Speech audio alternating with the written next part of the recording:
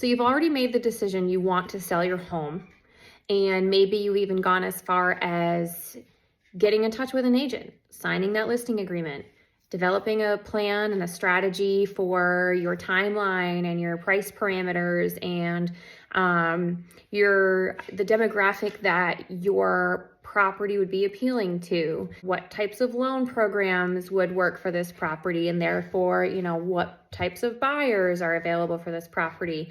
That's the hard stuff. So what I have here is not going to be that hard. So you're moving anyways, right?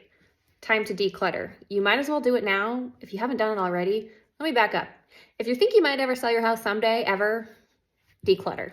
If you didn't take that advice and you're now wanting to sell your house or well on your way to being under contract to sell your house, declutter. Just do it. It's really no extra work because you'll have to do it anyways. And it's going to help you show your house in the best light possible. All right, this is a generally recommended tip, but I don't necessarily push it for my sellers. It's to depersonalize. I think more along the lines of a buyer needs to be able to envision themselves in your space as their space. In my opinion, photos of you and your family or your namesakes or, personalized items, I don't see as being an issue, but I think along the lines of for a buyer to be able to see themselves in your space, there should be space to see. Back to the declutter. Think like magazine covers, a throw blanket, the pillows that are, properly positioned. You kind of want to neutralize the space as just being a space, someone's space, a space that the buyer could see them living in comfortably. Cleanliness. Freshen up, clean your home.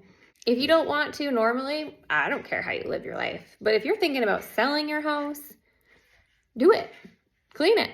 Like, okay, Amy, how often do I need to deep clean? Realistically, I get all the time. We still live here. We're super busy. We've got kids going 8 different directions and 3 different shifts at dinner during this season because we have so many things going on. I get it. Totally, I get it. But if I were to choose the times where it's absolutely most necessary for you to wipe down your counters, mop your floors, dust your surfaces, clean your windows and make your bed, and having decluttered. Those are the items that need to be done before your agent comes to take pictures, or not too much before.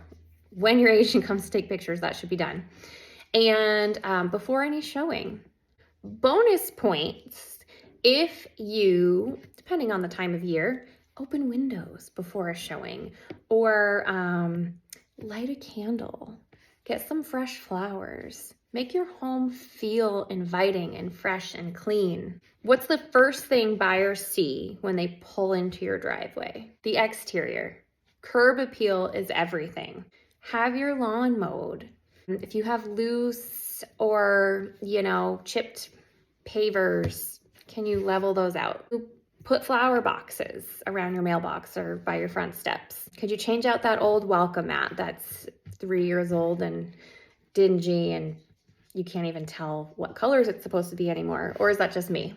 In addition to just how your exterior looks, a good agent, a buyer's agent, will be looking for items like screens that are torn, window trim that's rotting, chipped paint, shingles that are lifting or looking not great, steps that don't have handrails, steps that are broken or loose, decks that look like the supports are no longer supporting.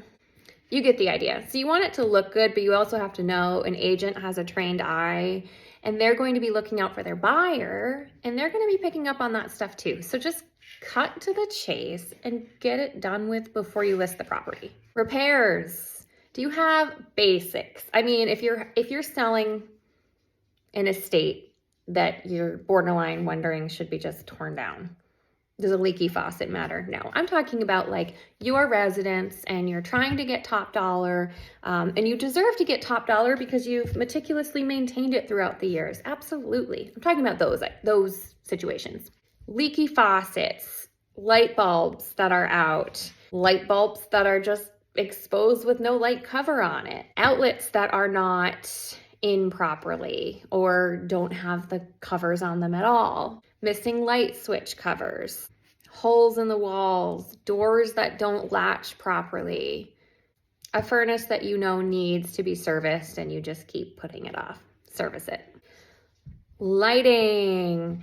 For your agent to take pictures, as well as when buyers are coming to see your property, open the curtains, open the blinds, let the light in. So much light, as much natural light as you can possibly let in is the goal. Light doesn't shine great through dirty windows, so make sure those windows are clean. All right, professional staging is not a thing in the Northeast Kingdom, but there's no reason you couldn't look for staging tips. How can you create a flow within a room based on how your furniture is laid out? Throw an area rug under your living room space to kind of define your living room sitting space. Could you clean up knickknacks and just simplify, but with pieces that will be more of a statement than a bunch of little knickknacks, and put some flowers on your mantle or seasonal decor? Less is more though. Don't start looking cluttered. My last tip for sellers preparing their home for buyers or an agent to come through is to manage your pets. It's a lot to ask for a seller to find another place for a pet to go during a showing. I get it. That said, if your pet is not friendly, it really should be a non-negotiable. That's just a headache you're going to have to absorb and find an answer to. The bigger issue is not that pets are not usually friendly. All the ones I've encountered, knock on wood, are wonderful. The bigger issue is that pets can leave odors and hair and drool. It's their house too. I know, I have pets and my house is their house. I get it. But you're trying to help a buyer envision this house as their house. If there are pet odors, do something about it. Clean that litter box. Open your windows. Freshly clean the box. Make sure there's no evidence of pet stains. A rubber dish glove is amazing at getting pet hair out of furniture. Just think comfort, think ease, think cozy. How can you make your home as inviting to a buyer as possible?